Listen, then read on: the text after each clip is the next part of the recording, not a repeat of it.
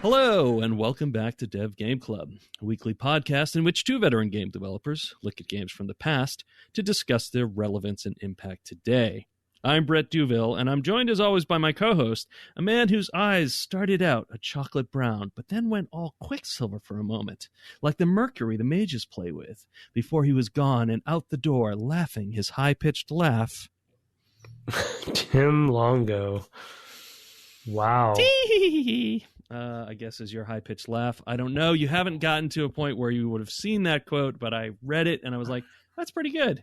That's some purpley prose right there. That might be good for my co-host. That's amazing. Yeah, that's intense. I don't mind you spoiling what, because obviously I played the game, but I don't remember what was that from? So this was a guard in towards the end. It was like a nobody, right? He didn't even have a name.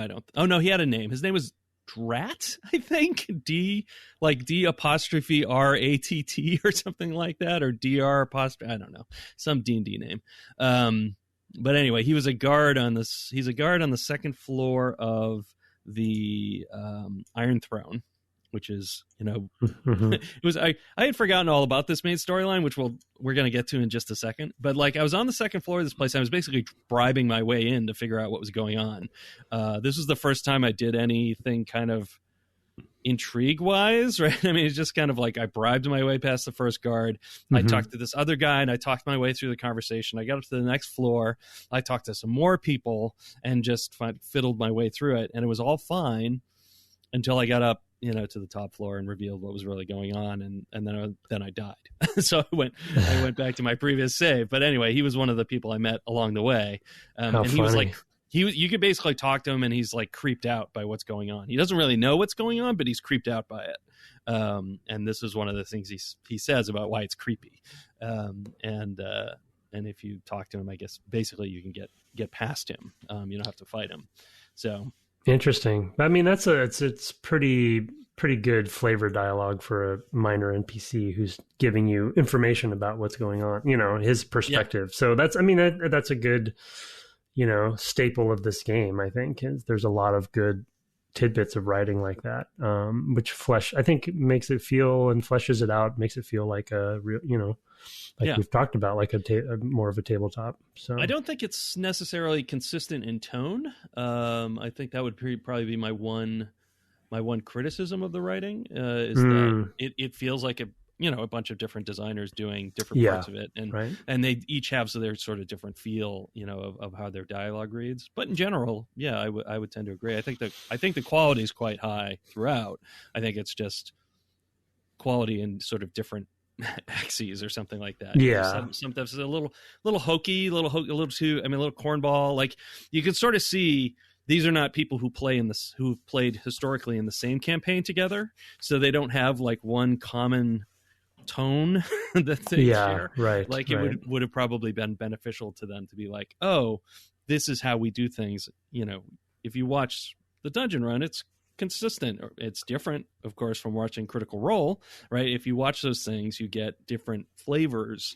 Yeah. Although both sets of performances are quite good, right? So I think that's one of the things that's going on there. So yeah, that's a good point. And you're seeing a wider band of that by playing the way you're playing, right? Because you're seeing every, I assume, which we should probably just jump right into. I assume you're seeing pretty much every. We should also probably say that we're playing Baldur's Gate. So, oh, right. Baldur's Gate 98. What was it? 98? 1998. Yes. And we finally have reached the city of Baldur's Gate this time as well. Right. Yeah. So we should talk story, because I've just had primary story, major dose, because as of yesterday when we're recording this, I had not yet finished chapter 3, which I had meant to finish sometime last week, and ended up doing tons of side content over the weekend. I was a little under the weather. I spent, I don't know, 8 hours, 10 hours on more side content, and then finally I was like, oh geez, I gotta record a podcast on Tuesday. It's Sunday night. I have not finished chapter 3. I better try to rush through that. And luckily my work schedule is flexible enough to allow me to do that. I finished chapter 3 last night, and chapters 4 and 5 today, this morning, basically. So yeah, I saw that on Twitter last night. I don't remember when you put it up, but that's what you need to do. And you were saying you had to go to the bandit camp, and I was like, wait a second, wow. Right. And there are effectively 2 bandit camps, which I had not remembered. And that's an important thing, is that we were talking pre-show. I don't remember the primary storyline of this game at all, other than something about the main character, right? I've got, and that's very signaled by your the initial videos and the sort of encounter with Gorion in the woods where Gorion dies. Like, you get a good sense of what the story is, especially if you've seen it before. But everything leading back up to that, it just was like, oh yeah, the mines with the iron that's soft. I guess, I remember that sort of, but then yeah, right. It's like at each step I'm like, yeah, this main storyline is, we were kidding pre-show about how the late 90s were this time where we're fretting about economics, because Star Wars, of course, the first prequel was also highly and then this trade thing happened, and you're like, trade thing? You got I don't know, you got chili peppers in my chocolate or something. It's not what I wanted. So, yeah, chili peppers is maybe not the right thing, because that's a lot spicier than I think any of episode 1 was. But yeah, and also I feel like chili peppers and chocolate is kind of a thing. So, yeah, that's kind of a thing. I was like, I don't know. I know where you're going, though. I know where you're going. Like ranch dressing in my chocolate. There you go. Perfect. Much better. Yeah, it's mayo in my chocolate. It's the most bland, boring thing in my treat. So. Yeah. Yeah, but I mean, yeah. So, but kind of, we'll probably actually intertwine a couple topics that we have discussed for talking through for this episode, because the structure of the game also relates to how you can and cannot, how you choose to play the game from a progression standpoint, because you can hypothetically find any zone once you find the connecting zones, and then go wherever you want to, right? And kind of just explore. There's a couple times when they kind of push you through specific, like Cloakwood, for instance, kind of has kind of a flow to it. I think they want you to use.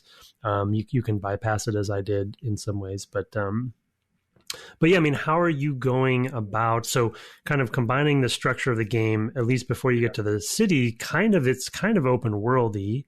And then your focus on wanting to do all of the side stuff. How are you going about?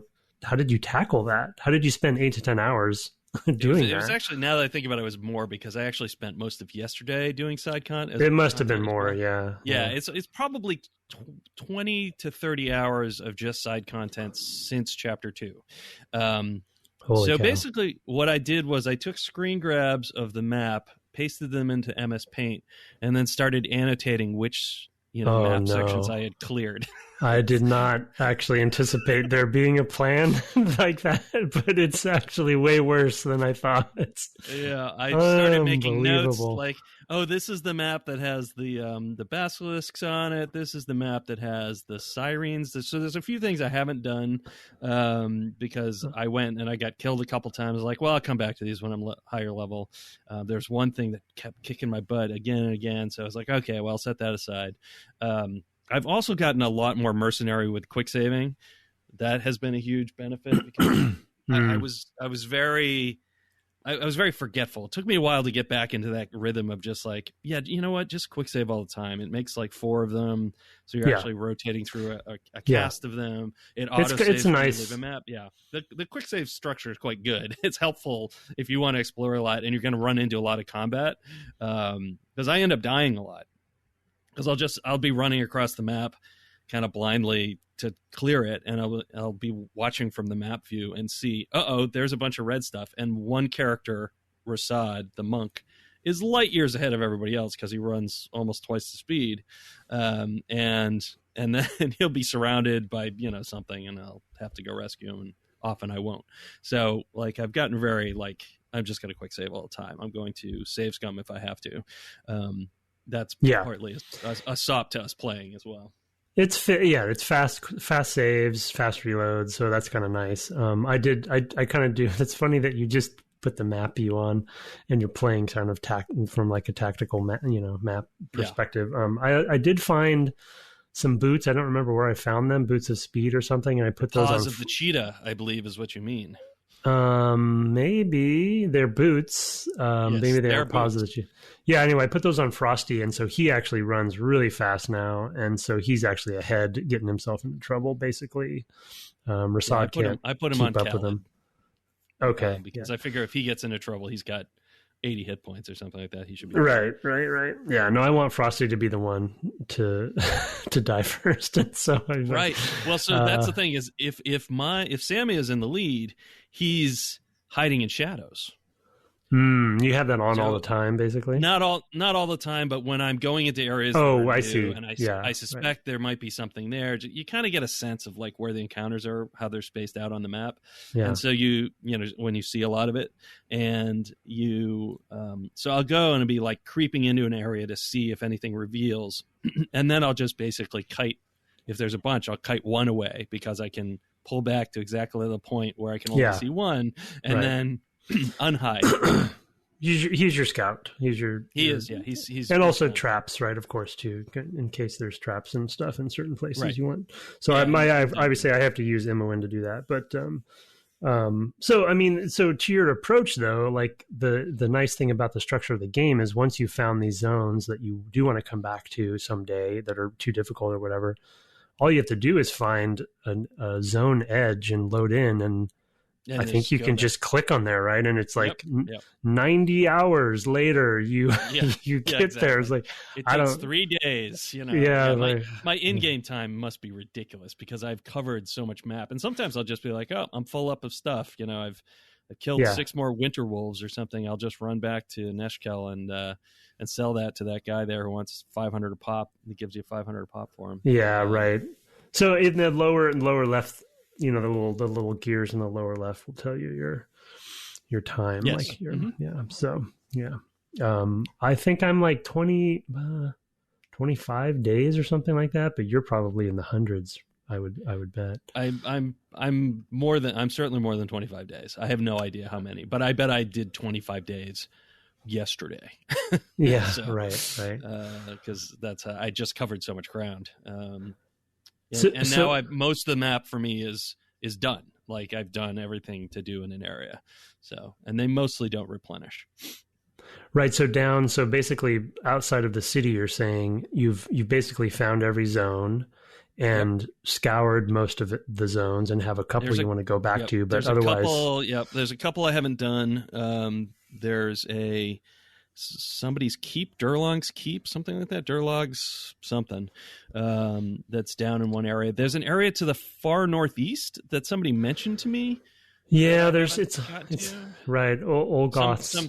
Olgoth's, that's the one. Fortress or something. Yeah, I actually made. And then there's there's an enemy in Cloakwood I want to go back to that I was very irritated by. So I almost used a description of him as my introduction for you, but. Somebody. You talking about the spider thing of his web? The spider thing. Ugh. Yeah, that's rough. That was yucko. Multiple TPK. So right, yeah, I had a lot of trouble with that, so I just left. The spiders in general. No, I think I actually cleared the forest out, but then I kind of as you know, I'm beelining this one. So once it dawned on me that I didn't need to clear out Cloakwood because I have this sort of like I think this weird PTSD situation with Cloakwood from the past because I remember, I don't know, for whatever reason, the name Cloakwood in my head was like, oh no, not Cloakwood. I'm there now, when I got to that point in the game because I had some memory of this difficulty. And so I kind of was dreading going through it. And turned out to be the case this time, especially because of the way I'm playing, because, I'm not as high level as I probably should be. And so once I dawned on me that I can just kind of, skirt through the zone and then just kind of find the boundary and then move and just skip stuff, then I did that. But, man, sword spiders are the worst. Yeah, like, they're no holy joke. cow. They move quick. Yeah. They're surprising. Like I was looking, I don't know if it was when I was on stream or something, but I was like looking up at the chat window and then I caught the movement out of the corner of my eye, and because they move so quickly, I thought it was literally something on my screen. I thought there was an actual spider. I caught it out of the corner of my eye. So yeah, terrifying. Spiders are the things that creep me out the most in RPGs. In CRPGs. Like I don't really care when they're described to me, but the way that they get, if they're well animated, they can be super creepy. And then those sword spiders, especially because they move at an accelerated pace besides, are excellent. The audio is good on them too, right? And you get a sense that their legs are, because I think this is the case for sword spiders in D&D as well. Like they have like their legs are very sharp, right? And they're like stabbing you with their legs, and the audio for that's very good. And yeah, I have a minor arachnophobia in life in general, and so spiders in games. I used to, yeah. There's also, to bring up a sister product that we were kind of talking about, in Eye of the Beholder, I have also a childhood memory, or, childhood, probably more like college or high school. But, college teen. But I remember some spiders in that game just terrifying me because, you're first person and you're going through these tight corridors, and then they had so D&D and spiders. Rough, Darkstone. I think Darkstone had a really good one, or maybe it was Neverwinter. I can't remember which one it was, but it was in 3D. It was the first ever 3D spider, and it really creeped me out. It like climbed up an elevator shaft type thing. Like it appeared from below a ledge and came up over the ledge, and it was just like, gah! It was third person isometric, but still 3D. Talk about Neverwinter Nights. Yeah, I'm thinking maybe it was Neverwinter Nights, and it was really, really, I remember that. Really getting to me. So anyway, Cloakwood, definitely traumatic. But so what are some of, because you're playing everything, what are some that are standing out? What are some of your favorites so far? Because I think we can kind of segue into the sort of story comparison between the main story and these side ones. Yeah, I mean, I would say that one of the things that I don't love about the secondary stuff is none of the stories are very deep, right? Of course, right, and nor should they be. But there's no linkages between them, really. So it's pretty rare to have anything that bears on anything else, which makes sense because of their structure. They really can't. So one thing I liked was there's this school with a haunted, like the principal or the dean or whatever who's haunting it outside, and he wants you to go in and get a book, which is the history of the school, to help cleanse it or something like that, which was all pretty spooky. I think it was the first like actual underground looking dungeon I found. Oh wow, where is that? Is that in the forest someplace, or? Yeah, it's in the forest. You can access it in chapter 1 or 2, even, I think. Wow, I don't remember that one. Yeah, it's like a ruin, and you basically find this ghost, and he's like, oh, find my book. So that was pretty cool. There was another underground thing that had tons of kobolds and kobold commandos. I can't remember exactly where the entrance was to that, but there was a cool thing in there where there was some armor. There was one undead, maybe a skeleton or something that you had to kill, or some kind of ghoul, or I don't recall what it was. But if you killed him and then found the ghosts of the rest of his party, there was some legend about him that a bard sang to as a Firewine Bridge, now that I'm talking it through. So on the top of the Firewine Bridge, there's also an entrance to like a ruin up there. Very similar, like it's the same art set. And I like that you could find this dude and kill him, and then later find like the rest of his party, and this bard had told you this story. So that was kind of a nice whole thread through. I liked all of that. And I liked doing Aloy, Nira's Wild Magic companion quest. Was pretty good. I have that. Yeah. Very, very difficult, I will say. The combat when you finally get to Aloy. Something happens that I had to go back for, and even then I like tried it multiple times. It was one thing I did last night. I kept getting killed by that spider guy, and I was like, well, I need to end on a win tonight, so I'm gonna go back and try to do Aloy again now that I know I've leveled a bunch, because it had probably been 8 hours or more, 16 hours of play. I was like, okay, I've leveled some of these characters again. Leveling is quite slow in D&D. Yeah. And, I think that's really wild because, of course, a lot of games have progression mechanics in them. And D&D, which is sort of the original progression mechanics, it is so slow. Especially second editions, even worse. Yep. For sure. Interesting. Yeah. So Yeah, so you went back and it was still too hard. It sounds like. So yeah, it was hard. I did beat it though. Yeah. It took several tries, and it took different approaches. Like I had Jaheira had a spell that gave everybody 1875 strength. I forget what that's called, but there's a spell that does that. Wow, that's maybe a 3rd level spell. But anyway, having that was super useful because now everybody was hitting hard. And then I had Nira using like fireballs and stuff. So right. Yeah, that's one on my list that I would like to do because I like Nira as a character and I kind of want to see where I think they wrote her really interestingly, and how she reacts to you and when she kind of interrupts. She doesn't want to be romanced. She does not want to be romanced. That is a thing I have found. She's very sarcastic. Really?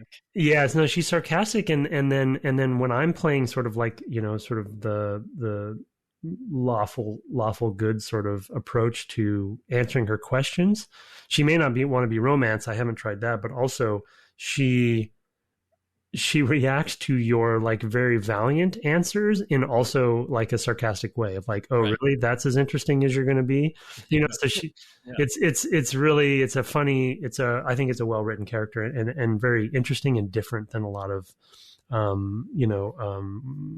stereotypes or archetypes in fantasy role-playing games. So yeah, I appreciate that. And I think we were talking about this in pre-show too, kind of as a mini segue, like, I just forgot how many potential companion characters there are. And I don't remember if each of them has some sort of, companion quest. But as I've mentioned on previous episodes in the series, I just forgot that whole companion quest structure was in this game, because the future games became so known for it, but it was their kind of one of their signature things from the beginning, which is kind of cool.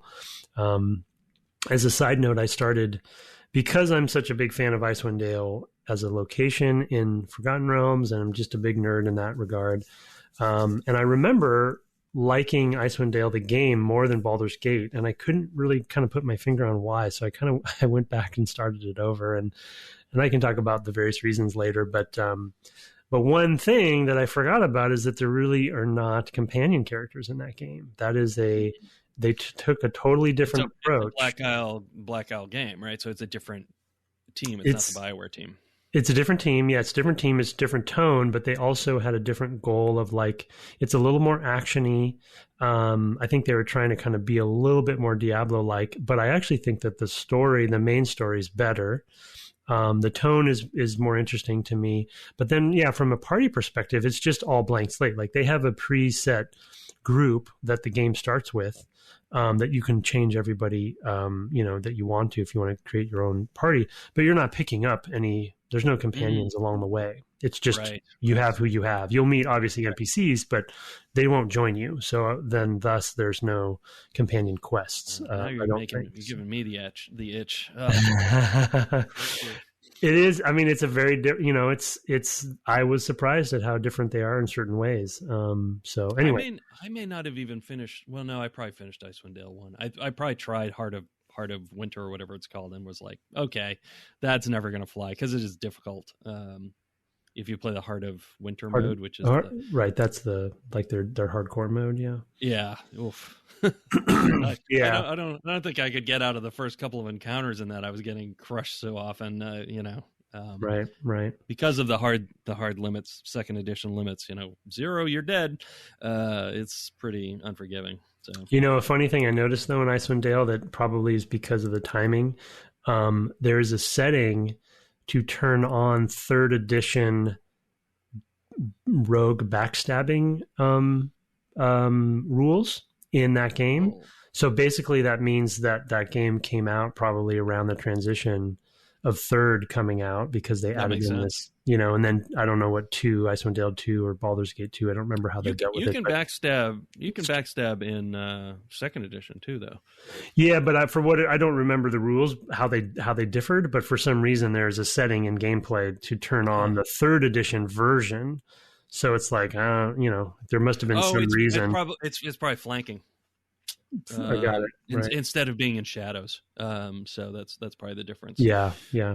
But it's just funny because the rule sets were in transition, right, in the tabletop game, and so these computer games kept coming out, right, and some of them were coming out in the middle of some of these transitions, and so how they dealt with that. I assume that there's some similar stuff in Baldur's Gate 2 as well, because that was also transitioning. But anyway, I don't remember where I was, but so it's intriguing to see how deeply you have gone, and your Microsoft Paint story is ridiculous as well. I shouldn't be surprised about that, but and you can't see it all at once, so I had to take 2 screenshots and then stitch them together, and of course it's missing Cloakwood because I didn't get Cloakwood. Yeah, I hadn't unlocked Cloakwood yet, although that I've been more consistent. Like, I know there's just the one thing I haven't done there, I believe, or maybe 2. There might be 2 areas that need to be uncovered, but yeah, I kind of, was like, well, now I gotta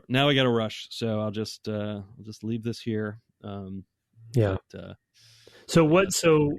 we were talking pre-show about levels, so we should talk maybe about difficult. Now that we see how far you've gone, how many hours you've been spending, how many chocobo heavens you have found, or whatever the heck that was. Chocobo Paradise. Chocobo Paradise.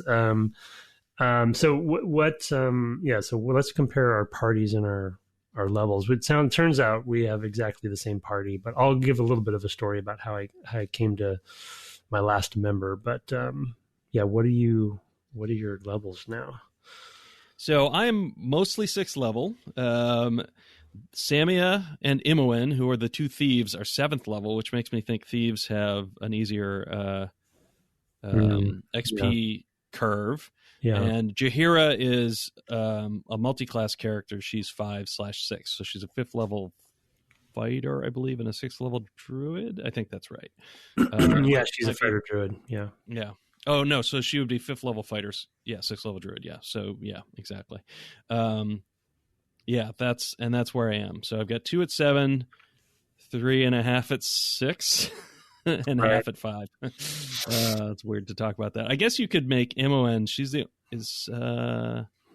she might be the only character who's capable of dual classing. I guess you could technically turn her into, like, also a wizard or also a cleric or something like that once you kind of feel like she's not going to level anymore, because she can dual class. Only humans can dual class.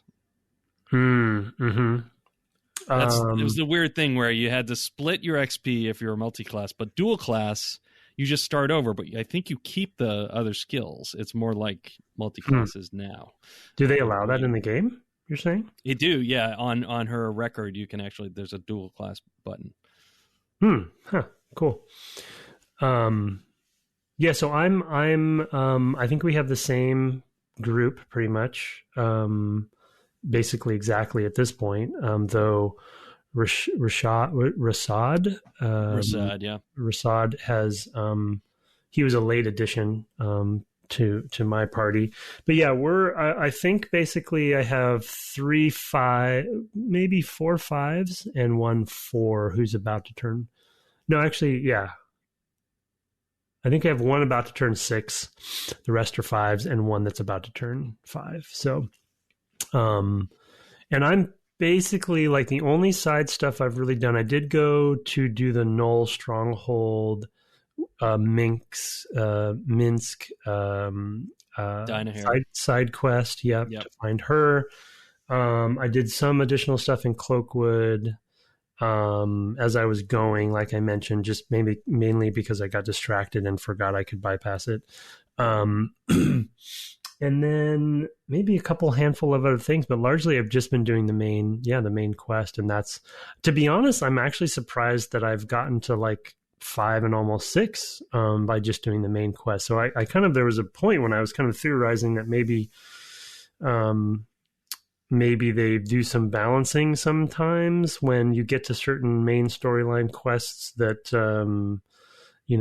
certain areas or something. But like you said, I think they also do a lot of quest XP reward, which is funny because that's kind of against. I was reading through the 2nd edition book where it talks about XP, just out of curiosity of like, how did it think about XP? Yeah. Because it's so much different now, and story rewards are very common. It used to be first edition was there are no story XP rewards. Right. There's only treasure rewards. There's not even for killing monsters. It's only treasure. It's purely based on what you find. Yeah. And in second edition, they're like, okay, you know, when you kill stuff, you should get XP for that. And it kind of shifted to be more about not so much encounters, but just like monsters killed. And there was the big chart of like, if you're this level, you get this much, etc. And how you split that all up. But in the thing, it's like occasionally you may want to give a bonus for role playing or story, but these should never exceed the amounts you give for monsters. So it's very prescriptive about I mean, I think that has been the big shift over the years, with the exception of fourths, which I don't know. It's like it's gotten less and less prescriptive, I think they've gotten more and more to where we are, you know, as far as being like, you know what, it's your game. How, you know, why are we telling you you're allowed to do this, you're allowed to do that? Yeah. I think part of that too is that it used to be more the case that there was more, and they keep trying to do this, but I think early on this was more part of the culture, was that there was more sort of tournaments. Like a lot of their first edition modules, the classic ones like the Slave Pits of the Undercity and several others, were actually tournament modules. And what that meant was you'd go to a common location, they'd have a bunch of DMs, you'd be given a specific character that came from the back of these modules, that had not been published yet normally. So this would be like a Gen Con or whatever. And you would have groups of people play, multiple people doing the same thing, like you would do, I don't know, like a bridge tournament. Like literally you're all doing the same content, and you're seeing how far you get in, you know, X amount of hours. I literally, when I was in maybe 5th or 6th grade, played this way literally once. I mean, there wasn't a lot of this in New Hampshire. And my character got killed, so I got big dinged there. But I got a lot of XP because I found a creative use for a Chime of Hunger, which has stuck with me to this very day. So the DM was like, that was extremely creative. There was like this room full of orcs, and I tossed it in there basically thinking, because it was my only like magic item. It was like a Chime of Hunger, which is basically useless. You know, there was this room with like 100 orcs in it in this huge mess hall, and I just threw the Chime of Hunger in there and said, that'll probably ring. And he's like, yeah, let's roll for it or whatever. And, you know, the roll came up high enough, and he's like, the orcs start going at each other. Like they start fighting to eat each other. Wow. Yeah. So, and then I died like 2 rooms later. But that's what it was like. Right. And so like having the rules be so firm about like, this is what you're allowed to do, I think was part of that culture, which came out of wargaming. So. Yeah, right. Big historical side note there that I didn't expect to go into, but I can definitely remember that being part of the way it was.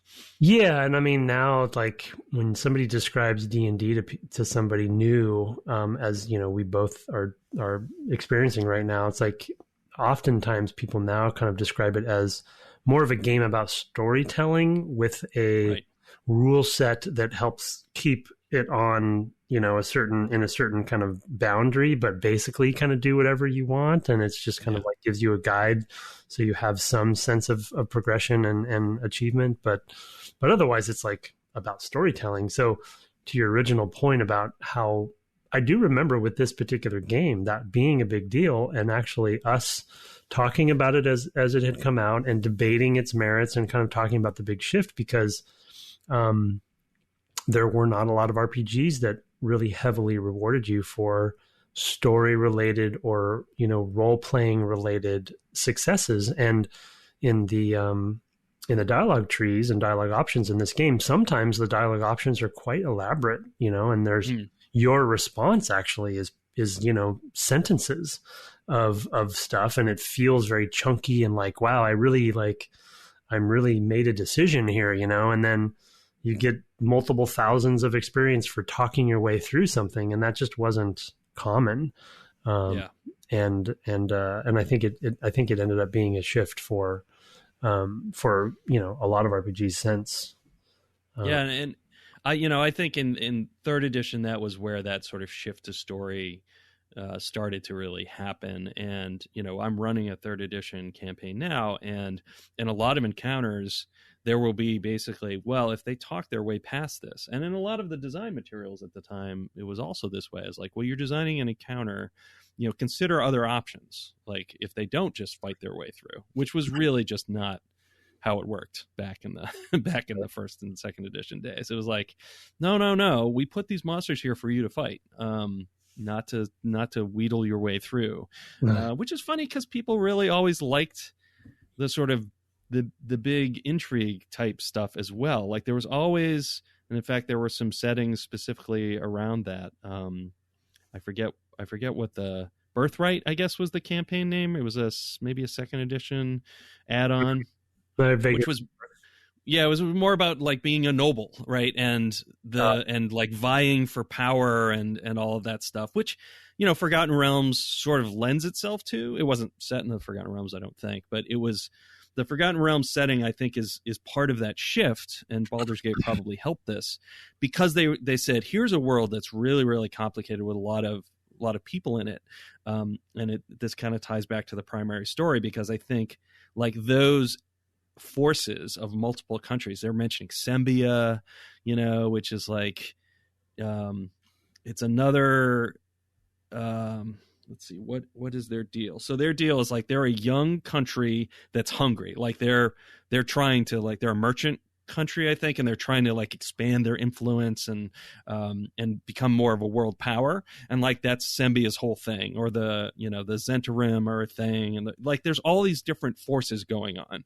I just wish they had found with the primary story something more interesting to tell with that. It's like, well, we're going to try to corner the market on iron. I mean, woo! I mean, that's basically trading places, I guess, but whatever. Yeah, and I mean, as a Forgotten Realms, and again, I'm not playing the side stuff, so maybe there's more of this that you can correct me on this. But like as a fan of Forgotten Realms and just a D&D nerd and kind of and as we know, a big lore guy, like I met my first Harper in Baldur's Gate. Yeah, in Baldur's Gate, and he kind of walked up and we had a conversation, and then he just kind of like walked away. I was like, I was like, but that's a Harper. Like there could be a whole thing with the Zhentarim and everything. And so like, and Nethril was mentioned a couple times. It's very rich. And then, I, like you said, it kind of just devolves into this iron trade kind of situation. So yeah, it's mixed blessings in that regard. And again, I think that's another reason why I feel like Icewind Dale, for me at least, was a step in the right direction for me. But yeah. One interesting comparison point for us, I think, is Vampire the Masquerade, which I think exposes you to those forces a lot better. You and I happen to know all this stuff because we had the second edition Forgotten Realms book and the third edition Forgotten Realms book or whatever, right?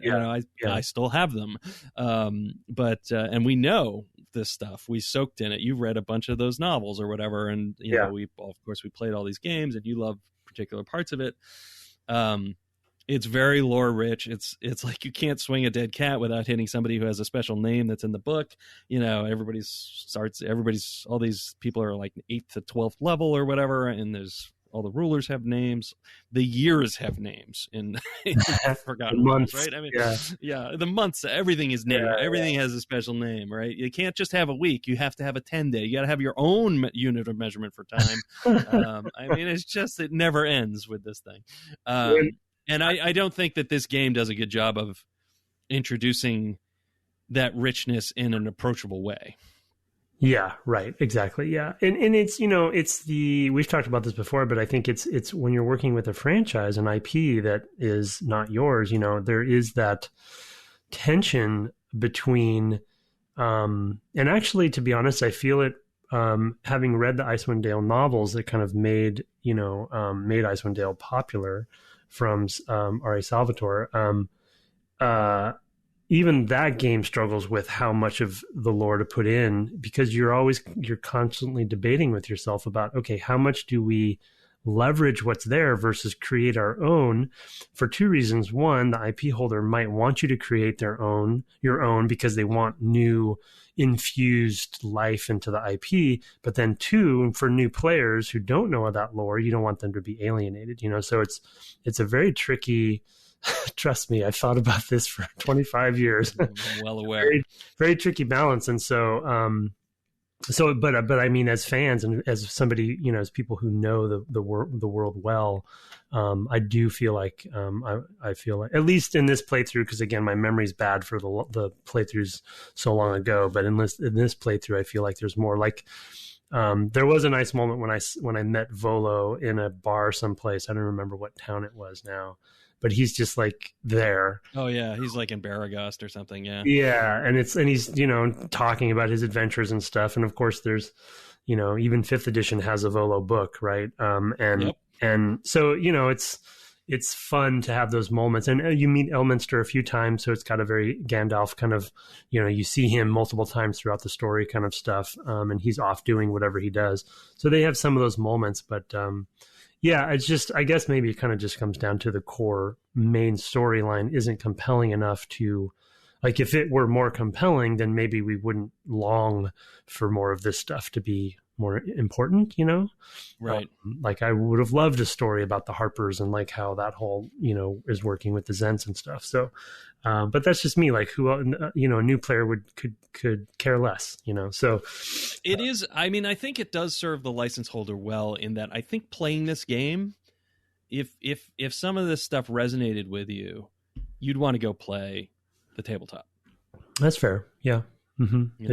I think that's a tool.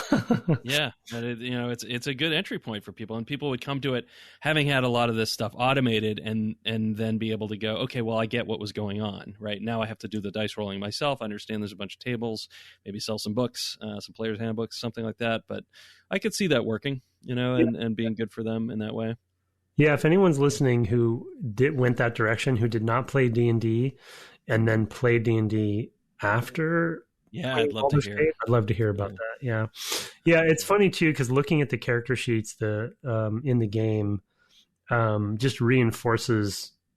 Like, I'd be interested to know, because those character sheets, for whatever reason, in Icewind Dale, I think they present them a little better, so they're not as sort of overwhelming. But you just see all the stats and all the lists of things, and like there's so many rules. It's not great. So in a way, like for some people, I could almost see it discouraging you from going and playing, because it's like, oh man, I'd have to do all this myself.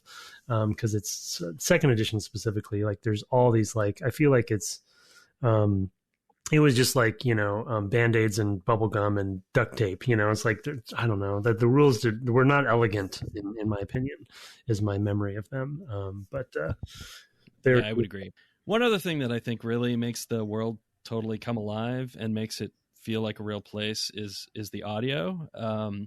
I would include the music in this, because I think that really does enrich even a tabletop game, having the right music playing in the background and switching to battle music and things like that. I do it with our Roll20 game.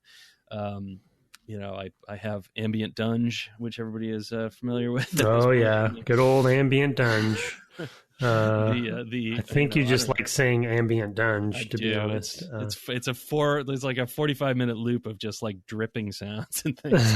But I mean, the quality of the audio in the music game really sets it apart. I mean, you're walking through the forest and you're hearing the bird chirps and the rustle of the wind through the trees and all of that.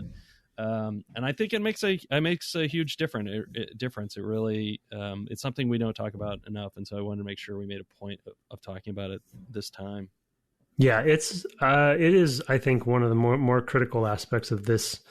For this one, for me, that hit, like we talked about before, like there really hadn't been a CRPG of this quality really before, that kind of hit this, at the time, AAA still 2D isometric, but it, you know, and for its genre, AAA, I'd call it. Oh yeah. And the audio was really the clincher. It kind of ended up selling it for me. Especially, I'm a sucker for ambient audio in general in anything, in any game I'm playing or working on, and so I think that's why I have Ambient Dunge for you. Exactly, it's the cherry on top, because it just changes a still, you know, it changes an image, right, a frame of a game completely, and you just turn your audio down, play a game and turn the audio down, and you know everyone has probably experienced that before. A lot of people play on their phones and don't even have audio on, which is travesty to me.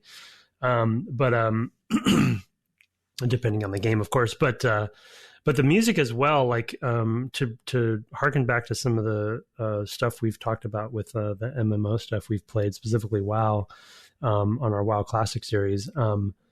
There's songs that stick in your head when you play an RPG for many hours, you know, like because you're really sitting in the world, and and in Brett's case specifically, you know, so many hours. And so there's two things there. One is the music needs to not irritate you because you're going to be hearing it a lot and repeating it, and it also needs to fit the tone, right, and add to the experience, not take away from it. And so I was telling Brett in pre-show, there's this one musical track that I need to find the name of which one it is and which composer. I think they had multiple composers on this game, but there's one that when I heard it playing this last session, it just kind of, again, those memories just flood back, and you're like, oh my gosh. I think it was maybe in the mines. It was the ambient music in the mines. That makes sense. That they actually use, I think, in multiple places, but that's the first time I heard it in this playthrough. And I was just like, oh my gosh, that's where that music is. It's in my head. I instantly recognized it, forgot it was in this game, but then as soon as you hear it, Planescape also had some good tracks that are very memorable. And it's not like it's not a battle music. It's not this bombastic thing where, like, with a melody that you really like is sticky. It's sticky in its own way, but it's just perfect. You know, it's just perfect for what is happening on screen. And then Icewind Dale's music, don't even get me started. As a quick aside, one of the reasons I wanted to go and get the Icewind Dale game is it comes with as an add-on, you can buy the soundtrack. So I actually now have the entire Icewind Dale soundtrack in our Roll20 game imported in. So I'm going to use the soundtrack from Icewind Dale, the video game, in our Roll20 game for same reason. So well, I'm very stuff. likely to soon also be playing that. Maybe I'll stream that next. I hadn't been streaming because I've been playing a lot of console stuff, and the controller especially is bad for my for my wrists and elbows if I'm having problems. But the keyboard isn't as bad, so I may keep streaming and doing more of these games, because why not? I do want to note that the composer was Michael Honig. He's the main composer for this game, and the audio leads were Charles Deenan and Craig Dooman. Apologies to them if I mispronounce either of those names. I mean Deenan and Dooman, not Charles and Craig. I think I got those right. And they were at Interplay. So it looks like BioWare maybe hadn't built out an audio department yet. I will also say, like, I remember at the time, and we've mentioned Wayne Klein before. Wayne comes up a lot for me because he was like one of my key guys when I first joined the industry. Like, is a guy I talked to a lot. You know, and we only overlapped at LucasArts for maybe a year, that first year.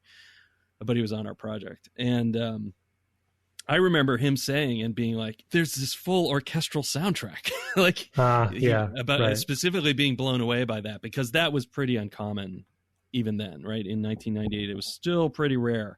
And this is a game that shipped on 5 CDs, and that's partly why, right? Is that there's a ton of music, a ton of audio generally. The art is large as well, but it's not as large as, right? There's a lot of voice as well. A lot of especially introductory lines, or like the first thing a person will say to give you a sense of their character.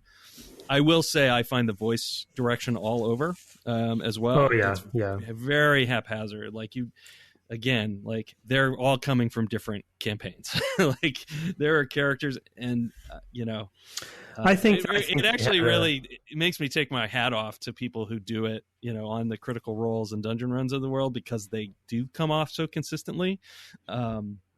in tone and like in all fitting in the same world. Even like the dungeon run that is kind of all over the place as far as characters and things, much more so in my opinion than Critical Role. There's still a consistency, like it all makes sense to you. And this one is where it's like, I don't think these people they don't feel like they're in the same world to me often.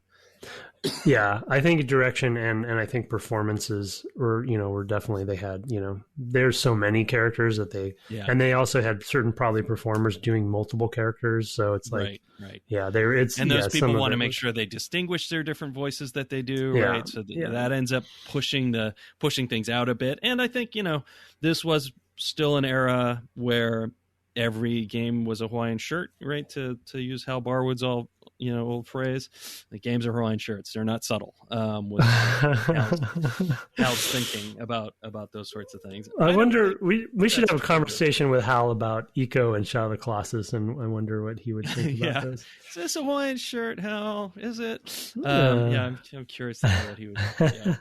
We should play Fate of Atlantis just so we can have Hal on. Yeah, that's not a bad idea. That's not at all. But, that would be the one, probably. Yeah.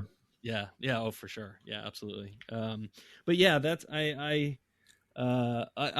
although I think there are a lot of great performances in the voice, and actually, it's a credit that I don't like. I've heard Khaled say like chia a billion times, and it still doesn't bother me. It still makes me laugh. Right. Whereas I'm not crazy about Minsk. Minsk gets on. Yeah, I was happy to see him go. I was happy to see him go. Yeah, I kicked him out, and I love the idea of the character. It's too repetitiveness of his voice line it's too much, right? And it just every combat, like go over the odds, it's just like, okay, I get it, dude. But for some people, I know that really connects with them. So I think there's also he's a memorable character. He's certainly memorable. Yeah. I had him when I originally played this game. I had him in my party for a long time. Yeah, and I don't remember at what point I had him leave. I think I had Dynahir leave. And I don't think at the time I realized I could get them back if I just went to where they were. So, at a certain point they were gone. I was like, I actually remember that happened, and it was right before an important battle. And I was like, oh no, there's only 4 now. Right. Oh, wow. Yeah. And I was like, you can't leave. Like, what are you doing? It was very funny. Like I had to try to race. I had to go back a couple of quick saves and try to race through to the battle so I could get through the battle and then they could leave or something. I don't remember what it was, but I remember that very, very clearly from then. So I'm not a big fan of Khalid's, but I don't want to lose both of them. So right, and I do like that they do connect characters like that, kind of to make those relationships. And I still am. There's been multiple companions that I've found. There was a dwarf in the mines that was a prisoner that I really wanted to take with me, but I could use the cleric. So, but I didn't. Oh, was he a cleric? Then no, that doesn't make sense. Yeah, it wouldn't have made sense for you. No, I thought he was something else. But anyway, I just can't justify breaking the party up. It feels like I'm abandoning somebody. And you mentioned that there's 24 or so companions. Yeah, there's a couple possible. dozen, I think. Yep, and that's just crazy. I remember this was a funny thing that happened to me. I think it might be on the Critical Path, but did you run into Dorn? Yeah, right. I forgot to ask you about that last session. Did you run into the valley where he confronted these other dudes? Yep. Oh, okay. I was in that fight, and he got struck by lightning and killed. Oh, well, he died. I think, I reloaded. I wanted to see what was going to happen. It was totally random, just out of nowhere, because there was a storm. Yeah, and he's wearing plate. And that is a thing that actually happens. When it's storming, and I'm always worried for Khaled that he's gonna get shocked to death. And I'm like, oh man, this is bad. I got to find shelter. So he just stayed dead. Yeah, I knew I wasn't going to take him into the party, so I was like, okay, well, whatever, and I took his sword and I went and sold it or something. But it was crazy. Oh my god, they killed Kenny. It was whoa. I think he was named for Michael Dorn as well. So did he remember that? No, he didn't do the voice or anything. Okay. But I remember back in the day that they were That being, fans of TNG. Yeah. So that was why they named that character, made him he was a really tough character, actually. Yeah. I don't think if he had been hadn't been struck by lightning, that would have happened. So no, he's I think he died in one of my playthroughs too, and so I reloaded because I wanted to see what the deal was. I couldn't remember, and so that's a good example of a companion side thing that's pretty interesting. It looked like I didn't pursue it, but he definitely has a mission that he's on, and I guess I don't think he's evil, but there was I did my usual thing where I like to bring them in until you get the party selection, and then I kick them out there. So I technically bring him in before kicking him out, and the Khalid and Jahira were not having any of that. I think even Imoen was like not up for it. And so there was very, they were very anti sort of his approach. So I don't think it was because he was evil, though. I think he's just very vengeful, or something. Yeah. And so his attitude was, maybe he's like chaotic, neutral or something. I don't know. But it sounds interesting, like the fact that they had a separate scene for that, play out. And they also had one. Did you have the one for Rasad in Baldur's Gate? Have you had that one happen yet? Yes. Yeah.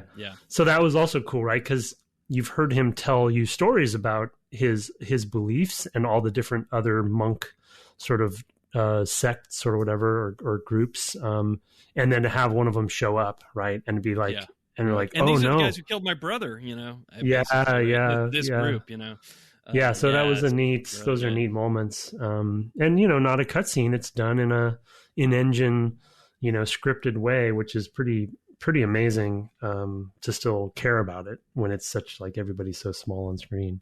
Yeah, especially I feel like in the enhanced edition, especially, it pulls way back for some of those scenes. I don't know if that's I don't remember that specifically back in the day, but in some of those scenes, it's like, oh, I'm really far away, and I'm used to being a lot closer. But maybe that was actually that might be the intended play distance. I don't really. I think it is. Yeah, I think we tend to zoom in more. I think the special edition might actually give you more zoom capability than they used to have. Yeah, that might be. I think you can go further back and closer in, but because of course it's higher res, so they probably were allowing you to go farther in. But I know I'm not. Don't quote me on that. Yeah, no, that makes a certain amount of sense for sure. I mean, they could have just, assuming they had all the source stuff, they could have been re-exporting everything at much higher resolutions and things like that. So I was bummed. I will note here, I was bummed to learn that Icewind Dale 2, although available on GOG, there will never be an enhanced edition. We learned just prior to show, because they lost the source code. I think that was a casualty of Interplay and Black Isle all shutting down probably right after that came out. It was right around then. Yeah, that was like a swan song. Yeah. It's a bummer. Well, why not play Baldur's Gate 2? Or do you're wanting to get into Icewind Dale specifically? I'm more, well, I know I never finished Icewind Dale 2. So I am also, I'm playing a campaign there with you. So I'm kind of curious to dig into it, and I know it won't overlap, right? Because it's 20 years ago. It's I'm sure it's like 50 or 100 years in the past, from our campaign. So it's like, okay, for sure, it might touch on some of the Crenshinabon type stuff or whatever, but etc. So good reference. I get to run into Drizzt there as well. Yeah, see, I'm not a lore guy, and yet it sticks in my head. You're not a lore guy, but you do have the curse. I'm cursed to remember these things, so that you don't have to. So, well, yeah, that's good. Somebody's got to, because it's not going to be me. It's certainly not going to be you. All right. Well, let's. I was going to say, let's take our the dogs. Yep, the dog. Now that the dog is barking, the dog's like, you know what? You need to go to feedback. That's enough. It is time for that. We are actually, next week is our 5th anniversary of the show. So next week we're going to do something a little different, a little special. I'm not going to tell you about it. We'll just talk about it next week. But I did want to let people know that we have a little more time. In fact, that'll give you a little more time if you want to do more side stuff in Baldur's Gate between now and then. But we will finish it in 2 weeks. I did also want to say this is a game that has brought a lot of email as well. And I normally will say, like, oh, the Nintendo games, they bring out a ton of email. I've been actually pretty surprised that there's been quite a lot. I'm sitting on 7 messages, and we read a few last week as well. We read like 4 maybe last week, 3 or 4, 3, I think. So that's quite a lot of email for us about any particular game. And they're long, they're detailed, and that's great. I think that's a touch point of an important game as well. I think the Nintendo ones tend to be really touch points because it's the childhood of folks, and they're series that have been around a long time. People have experiences with different points along the line. This game, I do think, really, since it's so revitalized the CRPG, was an entry point for so many people, was so pretty at the time, still holds up, looks remarkable still, I think. Just really, and of course, as we've mentioned a lot here, it sounds really good, that it really connected with people. And I see that in the email box. So keep them coming at devgameclub@gmail.com. And you, sir, I gave you the first one. Yes, Baldur's Gate and Nostalgia from Grant.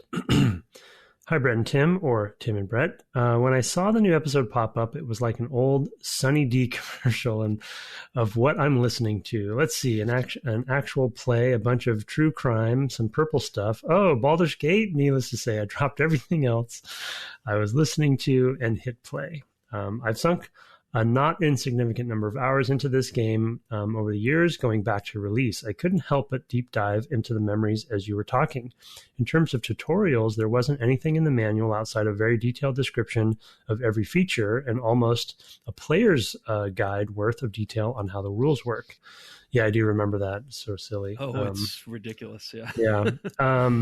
The closest thing it had was when the members of Candlekeep told you to go do this or investigate there. Like the one guy near the temple teaching you how to do basic fight. Yeah, they had those basically those kind of monks who were kind of spread around that you could opt in and talk to. Yeah, yep. But it wasn't really a tutorial. Yeah. Speaking of Candlekeep, I always figured they didn't let you back in since you had been two loud kids in a town built around a library. They were glad to be rid of you. Yeah, I guess he means MON and you. It also makes for a good story, good story as well in terms of like, you went out to the world as a child, you came back a man. Right. I thought that the reason they didn't let you back had something to do with the sort of mechanics of how Candlekeep works. I think it's sort of you're supposed to bring a book, and that's your entry fee, and you'll see. We'll talk about it next week. Yeah. Okay. Anyway, this game was actually great at teaching you to learn by trial and error if you had the patience. I learned how to kite in games before I knew the term. Thanks to the one Hitman in a Friendly Arm Inn. I always want to pluralize arms. He kept killing me every time I loaded. I even restarted with a new character thinking I had a wrong build. Turns out I just needed to run when the fight started and get the town guard involved. They did a great job of killing me. For him. Or killing him for me, yeah. 2 final thoughts. Brett answering not yet was the correct answer about getting Minsk in the party, played by Winnie the Pooh and Darkwing Duck himself, Jim Sterling. Oh, interesting.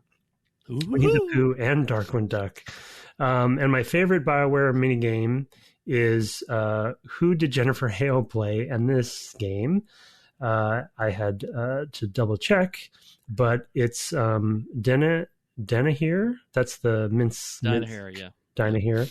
The witch Minsk is meant to protect. I think she played somebody else as well. I looked her up at some point too. Usually when you get Jennifer Hale, you probably have her do a few voices. Anyway, always love the show. Back then. Yeah. Back then you could afford to have her do multiple voices. Right. Anyway, always love the show. Keep up the great work and always good for the eyes. Grant. Go for the eyes. Go for the eyes. Sorry. Go for the eyes, boo. Oh, right. That's what it is. Got it. I've heard that enough. You would think that that would have. You would think that would just be part of you now, like it is me. I do love. We already talked about the voice acting quite a bit, but it is funny that it is a BioWare mini game. Who did Jennifer Hale play? Because she has been in all of them. I love her. She was my shepherd. So because she was FemShep, as I recall. Yep. My favorite. Mm-hmm. Yeah, she also played Leah J. I don't know who that is. I'm not sure I've run into that character. I just went and looked it up on IMDb. And now I've lost it. Leah J. And wow, so it's a different era if she's not in the first page of credits on IMDb. It looks like a serving wench or something. So some minor character. That's very common in RPGs. Somebody plays a number of different characters, but also some just like unnamed characters. Hey, do you have a serving wench that you can do for us? Boy. Anyway. Okay, let me go to the second one here. Got to click around. Okay, this is from Kevin Brown. The subject is simply Thaco. Dear sirs, holy cow, you blew my mind with the ever so brief discussion of Thaco. After a few seconds of puzzlement, I was grinning from ear to ear. I started playing D&D in 1978, maybe 1979. Me too, Kevin. Anyways, it was the 7th grade or whatever that's worth. I learned the ropes as a blue book D&D player, which honestly means nothing to most D&D players nowadays. Yes, I'm sounding like a curmudgeon. Now kindly get off my lawn. We have a group that meets Curmudgeons Anonymous, so Kevin, I'll send you an email. Anyways, part 2. I played D&D for many years back then, but stopped playing before 2nd edition ever came out. I played other P&P RPGs, pen and paper RPGs, Champions, Call of Cthulhu, Paranoia, etc., but left D&D behind me. I started listening to the Dungeon Run, RIP, and started getting the D&D itch again. Plus, my daughter wanted to play, so I jumped in on 5e, and we started up again. We play once a week, sometimes twice, but it's a bit challenging because my daughter is going to college in Hawaii, and my wife and I are in Colorado. This is all just color and neither here nor there. Anyway, part 3. Being reintroduced to D&D through a podcast using 5e rules, it all made basic sense to me. Character building, skill checks, combat, etc. It seemed pretty much all the same. Same stuff I knew from 35 or so years ago. Then you mentioned Thaco, and my brain twisted around. Oh, that's right. When I played so very long ago, Good Armor had a minus in front of it. You found -1/-1 chainmail. Woot! A -1 to hit and -1 damage? Sweet! It never occurred to me that armor class in D&D has been flipped. Mind blown. Of course, all roads lead to Rome, and AC is essentially the exact same thing it always has been. But still, it was an interesting mind bender for me briefly.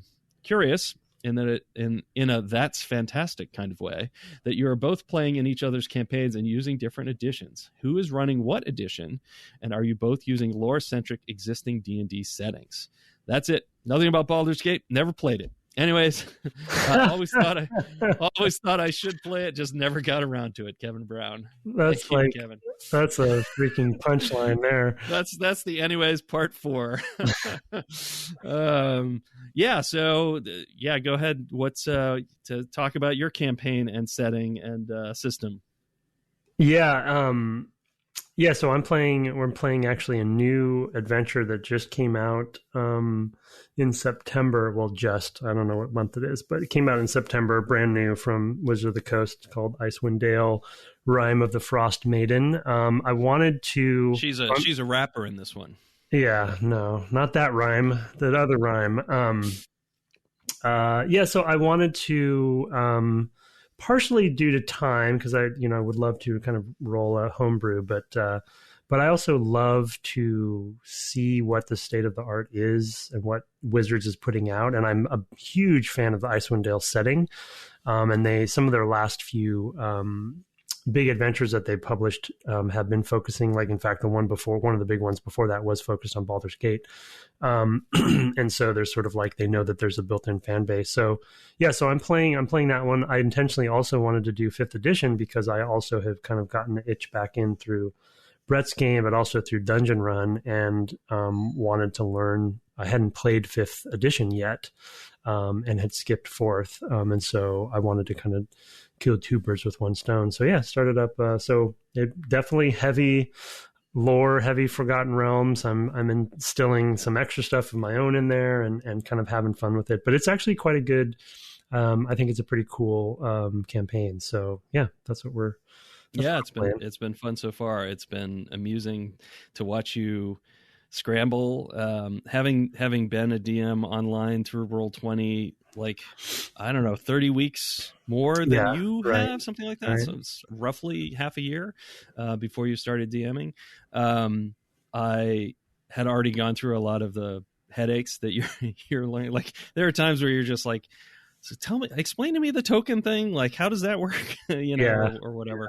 Because some of the ways that things are set up they make sense as solutions to the problems that they face to do it, but at the same time, they're not instinctual or intuitive in any way, and it takes a while for you to go, oh, I see, they have to do it this way for this reason.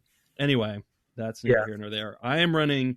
I guess technically mine is set in Greyhawk. I am not really leaning very heavily on the Greyhawk setting, although I am using the deities from that setting.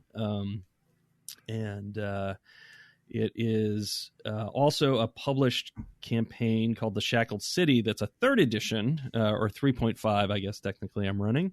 And it's been a lot of fun. It is not lore-centric for me in the sense that I'm bringing in a lot of Greyhawk lore. It's actually not set near Greyhawk itself, the city of Greyhawk. So that kind of pulls a lot of that stuff out. It's kind of off on a frontier in this place called Cauldron, which is down the road a piece from Sassarin, which is kind of the major city in that region. But it's in sort of a jungle setting, which is different for me as well. So that's kind of neat. But yeah, those are our 2 campaigns. And we are each playing characters that we have replicated into Baldur's Gate, the video game. Right. Yeah, I'm playing a dwarven cleric named Frosty.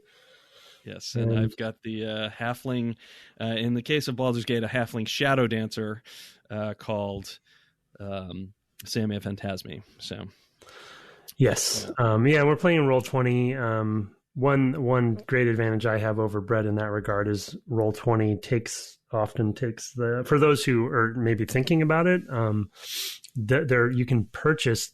They do a Roll20 conversion of the official campaigns. And so I just purchased that from Roll20. It's officially sanctioned by Wizards and everything. And so a lot of the heavy lifting is done for you. And so and then the structure, though, this part of what Brett was saying as far as, and it relates to the Baldur's Gate that we're playing now, part of the structure of this campaign is it's essentially an open world campaign. So they can kind of technically go wherever they want to. And so, versus a linear one. So it's hard to be prepared for exactly where they're going to go. So I'm trying to, obviously encourage them to go certain places, but sort of like this game, right? They can load up into any zone kind of. Right. So yeah. And that's one thing that I don't really have to deal with. I'm not specifically railroading you, but the campaign kind of leads where it leads. And, instead of, and if you wanted to go someplace else, I'd just probably Theater of the Mind it and, see if I had any maps from various free things I have and things like that. But I do spend a lot of time both coding the thing. I do a lot of scripting to make my life at the table easier, which actually makes it somewhat my preferred way to play because that is a lot harder to do. Live. To be able to pull up in that way live, at a table, even though you can do a lot of prep, it's just because you would then have physical things. It's a lot harder to just I like to be able to click on a thing and click a button and have it tell me what it looks like instead of having to find the page, or even just to have it on separate sheets of paper is now we got to flip through and find it or whatever. So. Hyperlinks, but it's super helpful from all that standpoint. Anyway, so yeah, thank you, Kevin. Why don't you hit another one here for us, sir? Okay, where am I? Okay, Zimmy. Oh, Zimmy Imagination Design from Zimmy Finger. Hey, Zimmy.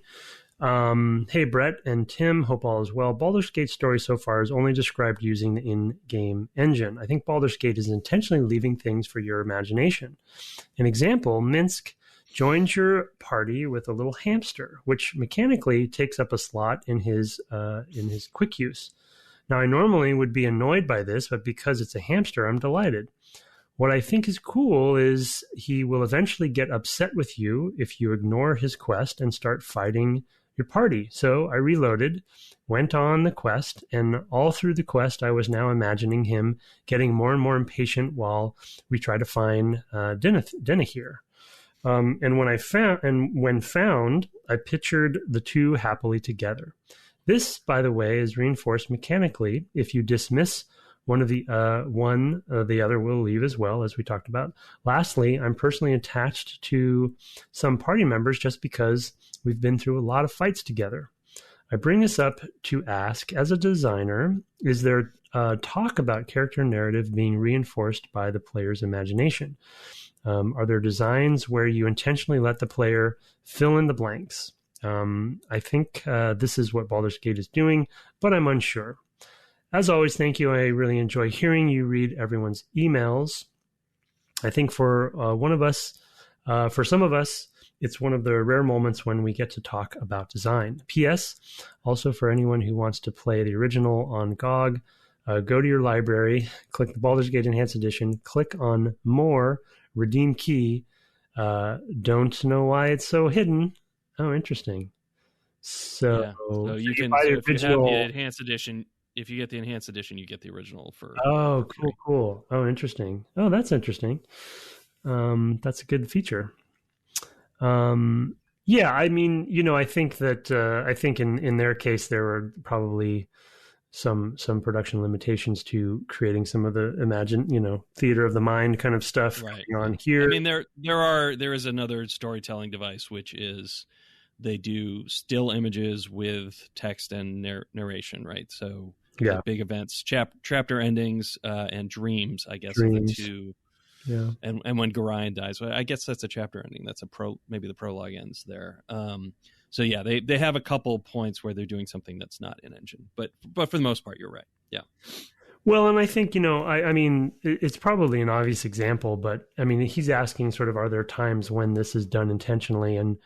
And absolutely. I mean, because as narrative design has become so much more robust as a discipline and more sought after and more important and distinguished as its own thing versus, say, level design or world design or something.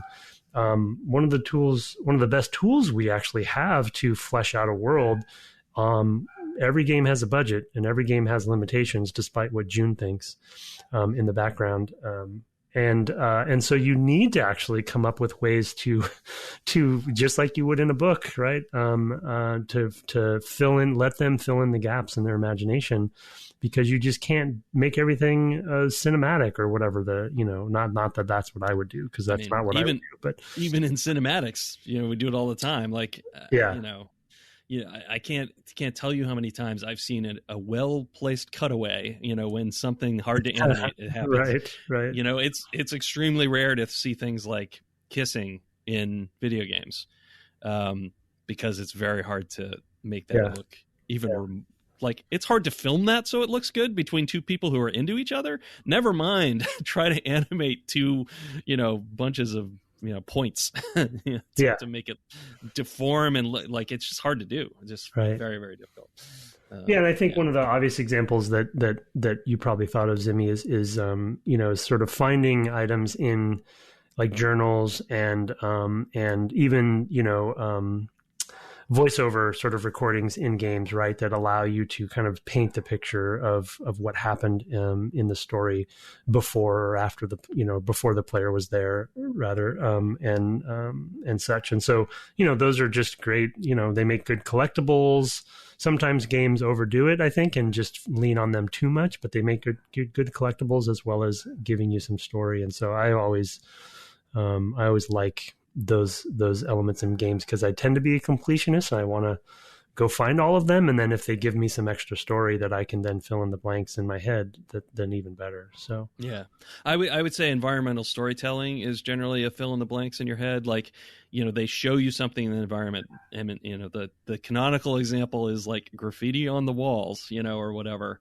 Yeah, which BioShock is always the example I bring up in that regard. Like, going to Rapture, the environmental storytelling, visual storytelling is just incredible, right? And you're like, what happened here? Oh, a real pioneer in that way. I mean, it really pushed it. And of course, they used the audio stuff too to reinforce it, the audio logs. But yeah, I mean, you definitely have that moment where you're like, wow, okay, you can sort of see the story. We did a fair amount of that. There were certain designers who were particularly good at that on Fallout 3 in particular.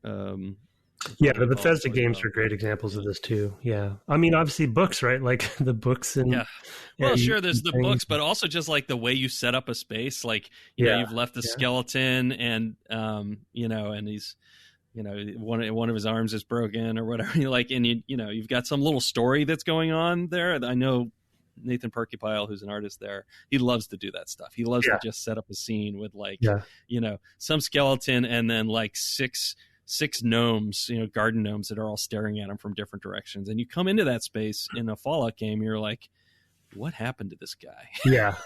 And like in your mind, you're like, did he go crazy? Like I can imagine him just like hanging a skeleton by a noose with six, gnomes watching him or something and being like, what happened?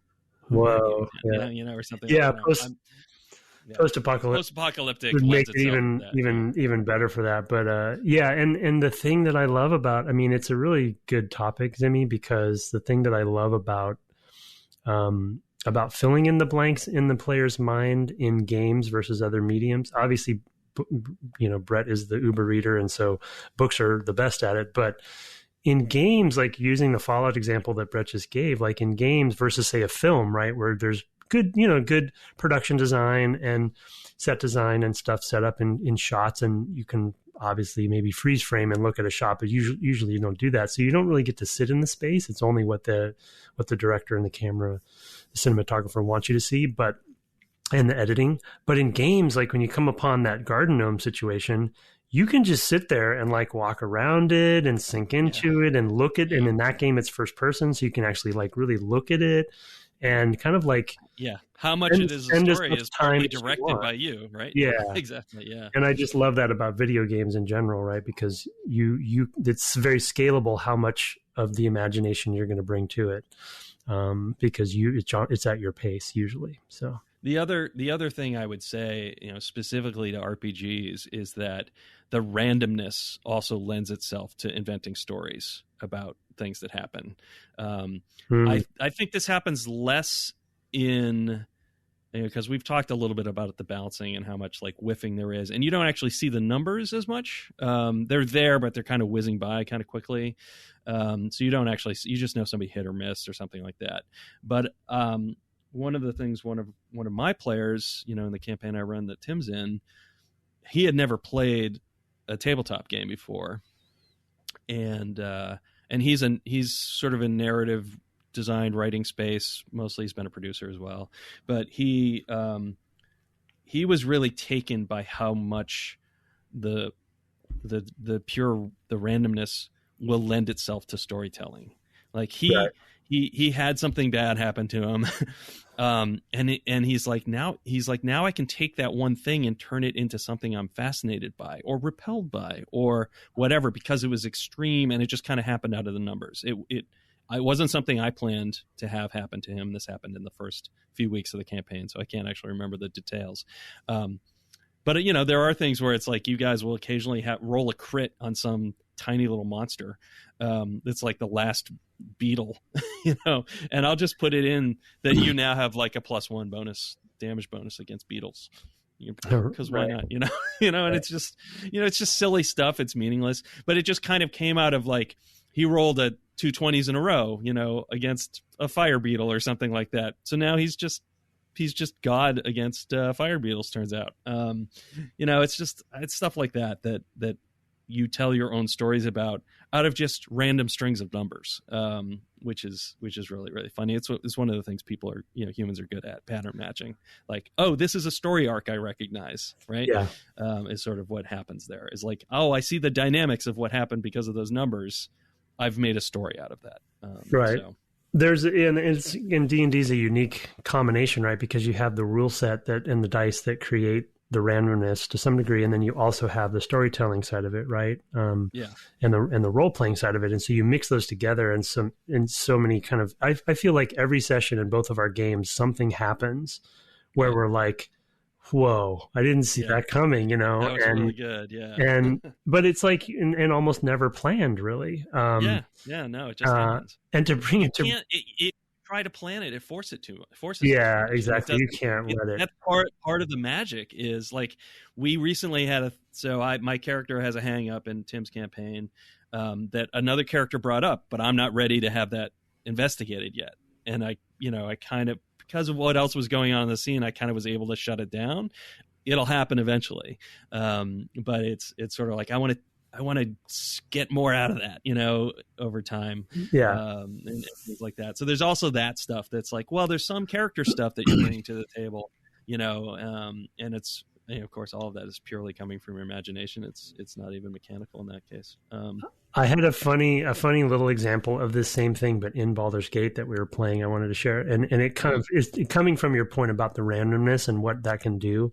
And it's hard to apply it to a CRPG, obviously, because you can't, you're not role playing, and and there's a lot of variables that are forced upon you.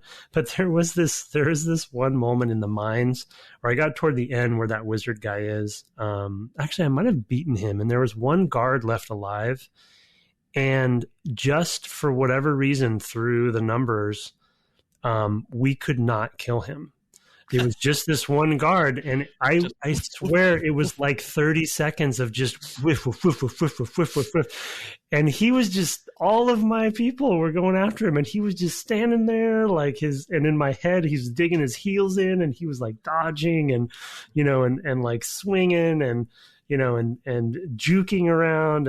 And I just, in my head, I made this little story where this last guard was standing and he was just not going to go down.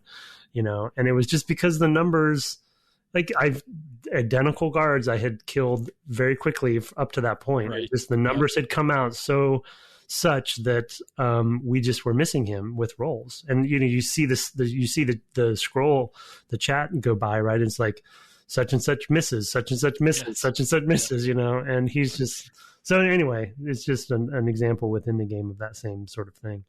Yep, you can see it even here, and it does tend to happen around the extremes in D&D. It's like if something really, really bad happens. We've had moments with that recently in my campaign as well. Somebody got lightning bolted to death, and you guys had to scurry to like spend enough hero points. I have a balancing additional mechanic in there for like when things go really bad, that you have a chance to recover. And you guys had to spend a bunch to get through that, and then later a second time in the same dungeon have it happen again. And it's just like, this is the deadliest place you've been from that standpoint. So that stuff's been great too. All right, I'm going to do one last one. We're definitely getting up on time. This one's again from Ashton Herman. Hello again, Ashton. XP in Baldur's Gate. Hey, Brett and Tim. I hope you won't mind my reaching out a second time, but I really love this game. No problem. Besides, last time was about the demo. We got to the end. We were like, oh, that was just a demo email. Your conversation around experience points in Baldur's Gate reminded me of the system that Pillars of Eternity implemented that I thought was a clever answer to some of the complaints you voiced. Pillars of Eternity, from the folks at Obsidian, was pitched on Kickstarter as a spiritual successor to the Infinity Engine RPGs from BioWare and Black Isle. For me personally, it and its sequel felt like exactly the kind of evolution I wanted from a Baldur's Gate follow-up, but I know that the game was polarizing for many Baldur's Gate fans. Anyway, Pillars of Eternity does away with combat experience almost entirely. You earn experience points for encountering new enemy types and filling out your bestiary, but that's capped out at 2 to 3 encounters. Your primary source of XP comes from quests, and the game typically awards those points in one lump sum at the completion of a quest. The result was something that I didn't appreciate immediately as a player who used to run the math in games like Baldur's Gate and KOTOR to determine what outcome to any given interaction would lead to the most XP. Do I kill everyone? Do I solve this quest peacefully, etc.? But I learned to love it because 1, it eliminated the need to grind combat encounters. 2, allowed me to make decisions in quests based more purely on role-playing. And 3, theoretically led to a better balanced game, since the devs could more accurately estimate how much XP you'd have received at any given point in the main quest. What it didn't solve was that if you took a completionist approach to the game, you were easily over-leveled by the time you reached the end of the game. Pillars attempted to counter this with a level cap as well as by allowing for optional level scaling for your opponents. What I'm curious about is why an RPG designer would ever land on a level cap as a solution, because for me at least, that often means that late game quests lose a crucial aspect of their player incentive. Missing a word there, so I put in lose. Obsidian's writing is nearly always fun, so it didn't really impact my enjoyment of Pillars of Eternity. That's not always the case with other RPGs. So what do you guys think? Are level caps good, or are they really, really very bad? Thanks, Ashton Herman. I don't know, sir. Are they good or bad? I mean, if you're a producer, they're good. Why? What do you mean? Well, it's just, if there's no level cap, then you have that at some point there are people who will find a way to grind XP. Like, you could go to the Gnoll stronghold in Baldur's Gate and kill Gnolls forever and rest outside. They replenish, just keep doing it and go infinite as far as levels go. Like, so there has to be a practical level cap at some point because, at some point, and especially with D&D, like, the spells get really out of whack, I think, and it require role-playing. Like, what do you do with a limited wish spell? Yeah. Okay, you're level 18. You have a wish spell. How do you implement that? Yeah. You can't. That's impractical. It's impossible, really. And there's any number of spells like that. That's just the one that I think is probably best known. The more power there is, the more difficult. It's like, oh, you teleport. Where do you teleport? Anywhere. How do you, like, just implementing that one feature is like, well, it's like, it's a mini, it becomes a mini game at that point. You need to design a mini game around it or something. Yeah. I mean, oh man, it's such a big topic. And I don't know, like, one perspective that I'll add in. So I've always been conflicted on level caps, especially because I'm a big MMO player, and they're kind of a bread and butter rhythm to how those products actually work, because of endgame and because of the goal. And so I agree with him in concept, like, as a design concept, that it's a bummer that they exist, and generally I think theoretically they're bad. But at the same time, there's production realities and design realities of needing to have a limitation to know, like, what the sort of problem space is for your game. You kind of need to know level 7 is it, so you can kind of balance and know what the spectrum is going to be for the players. If it just kept going, then you just kind of get into almost like, I think one of the downsides to the Diablo system, if you play, say, Diablo a lot, and Brett and I, as we got into Diablo 3 for quite a while there, after we'd played Diablo for the podcast, and they tried to solve the level problem by adding in these, what are they called? The portals, not the portals, but they basically have systems that are kind of, because that game is all math, you can kind of endlessly play it, right? And so you can just keep going up, and things just get harder and harder, and they just turn the math numbers up. And it's like endless, great, we solved the problem. But at the same time, you also have created another problem, in my opinion, in that there isn't a goal, right? There isn't like this sense of, like, I've accomplished the apex of things. And that's where my MMO experience comes in as a player. Yes, it sucks that I hit level cap in WoW, but also I hit level cap in WoW. And now a whole nother set of things essentially opens up for me in the end game that I'm now prepared for. Now, yes, I know hypothetically they just put a bunch of other treadmills and hide them and change the names to things like item levels or whatever. Like, they just come up with new, or reputations, the other proverbial dumb example of, like, oh, I'm level capped, but now I can raise my reputation with 40 groups, and I'm not really ever done. But long story short, like, that level cap still gives you this sense of, okay, I've hit it, and I've accomplished something. And in an RPG sense, when hypothetically you could go forever, I do think that there's a value in that. Yeah. But as you can see, I'm passionate about this, and I could keep talking about it. I don't really have a good answer, but anyway. Yeah, I don't know that I have a good answer either, but I actually tend to favor level caps because I think it makes the game, because of production realities, it will necessarily make gameplay samey without them, in the sense that, like, if it just keeps going, well, it's basically a clicker game now. Like, that's what I mean about Diablo. Yeah. It's exactly how Diablo. Well, exactly feels right. I mean, Diablo does a lot with like different instances of sets, and like, because there's a lot there. I think, but you still do at a certain point run out of it, and there's I guess with Diablo, one of the things I found was like, I am surprised how much stuff there is. Like, yeah, they do have a lot of content. Yeah. And so there's just, it got to the point that I never felt like I ran out of that. But I do think, like, if you go too procedural to solve the problem of like never having a cap, then it feels procedural. Like, it just feels like, this is just I'm right here in an Excel spreadsheet now that I'm playing, where now I'm doing 16,350 points, with this thing, but I don't get any special art. I don't get any special loot. It doesn't feel crafted or curated. It feels, pacing and it's like it comes from a table. Build up and kind of a crescendo, right? Like, those sorts of words you can't really use when you get to that point. And so I think the pacing is critical. And so if I think, like we said, in this game, you get up to level 7 as the max. Like, for the middle band of players who will play, let's just say, most of the content, or like the average amount of content, then they're trying to give you a sense of escalation, and progression around that. So they have to have a goal related to that. But it's a tough one. I think they are.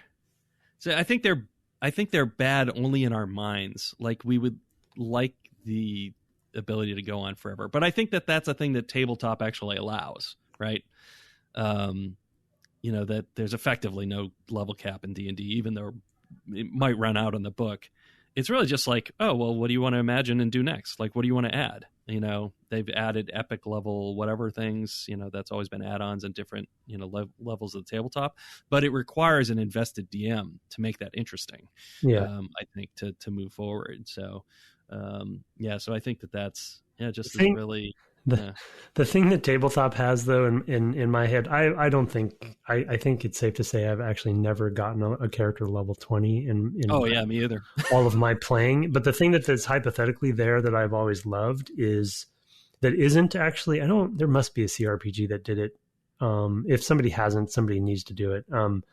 The sense of retirement, this concept of getting up there to level 20. Like, I always envision this moment where I'm like, you know what? This character survived. They're level 20. They're going to retire. They're going to go buy a tavern someplace and they're going to run it. And because the thing is you meet all of those people in the games. Oh, this is a retired adventurer who, they write those in now. So why not become one of those? And there's a game where you're a shopkeep. I can't remember. Yeah, no, I was actually just talking about that game with somebody recently. I'm forgetting the name of it. Setar, maybe, or something like that. There's actually a couple, I think. Yeah, but that's not exactly what I mean. I kind of just literally mean retirement, right? Like they are just resetir. Yeah. But anyway, more games should allow people to retire and then move to another character. Yeah, it's a pretty common mod thing for the Elder Scrolls games to, like, give you. Oh, really? To run. Yeah. Oh, that's a great idea. Okay, I didn't know that. Yeah, that's a perfect. Just like be a retired badass who's just like just living life. Yeah, there's a and now I can't remember her handle. There's a designer who actually worked on Prey and Mooncrash. She worked for Arcane. Cosmic Funkonaut, I think, on Twitter. Anyway, she part of how she got that job was she made a mod where you ran there's in Skyrim there's bottles of mead that you can find, like the Thunder something meadery, and she made the meadery. Then you could go and it was like there was a little management sim in there, like, getting the materials, and you could just go and play just the meadery for funny any number of hours, and she can she had progression in there and stuff just for that thing. So it's a good target for mods. So shout out to Grace Blessy, I believe is her real name. Shout out to her for that. And I'm sure there are many others. I know there are many others. It's not all just Thomas the Tank Engine mod. There's some really interesting ones. Oh, I'm sure there's amazing stuff out there. Yeah, for sure. All right, well, that is our show. As we mentioned earlier, and again, thank you to those folks for their emails. We have a few more that we'll do probably in a couple weeks when we return to Baldur's Gate next week. I think we'll talk about the games we're going to play, as well as maybe do a little sort of self-retrospective on the cast. If you have stuff specifically about our 5th year, try to get that in quickly, and maybe we will read those for next week. Reviews, of course, are something we love through your podcast app of choice or the podcast's infrastructure on Apple. They really do help us reach new listeners. We don't do any advertising. It's just word of mouth here. And thank you for those from the past. You can send in your email to devgameclub@gmail.com. You can find us on the web at devgameclub.com or on Twitter at devgameclub, where you can also find my co-host at Tim Longo Jr. with the JR at the end. Hey, that's also where you can find Twitch streamer Tim Longo Jr. with a JR at the end. That's true, yes. What are you streaming these days? What are you... I am nearing the end of Hitman 2. A few more levels left, I think. A couple more. I'm working my way to Hitman 3, which I'm excited to get to because it's had a great success, and I'm a big fan. And if you want to come and watch me sort of do some LARPing as I talk to NPCs and then throw fruit and soda cans at people, I am doing a no weapon, no NPC autosave playthrough of the Hitman games. So it's been fun. Cool. A lot of tomfoolery. What are your days? Right now I'm doing Tuesday evenings and Friday evenings, Pacific time, usually 6:00. Although I think I'm going to be shifting to Mondays and Tuesdays instead. So but right now Tuesdays and Fridays. So look for me on Twitch. All right, and cool. follow me on Twitter, and then I usually announce it there too. That's true. Yeah, and I often retweet it from the Dev Game Club. Yes, thank you for doing that. And of course, you can also find me on there at Brett Duville, no underscore.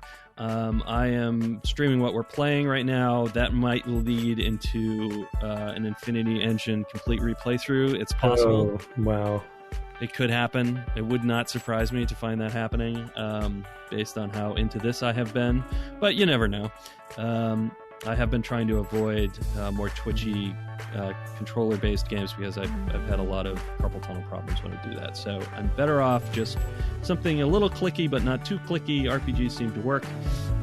So you can find me there most weeknights, and it's sort of 6 or 7 Eastern, and then for a couple hours each day on the weekends, particularly if it's something I can play for the cast. So you can find us there. Our intro and outro music was written and performed by Kirk Hamilton and commissioned by friend of the cast, Aaron Evers. Our new logo, of course, is by Mark Garcia. Have fun sitting at the center of your web and pulling all those spider strings this week. And good night. Oh, gross. Good night.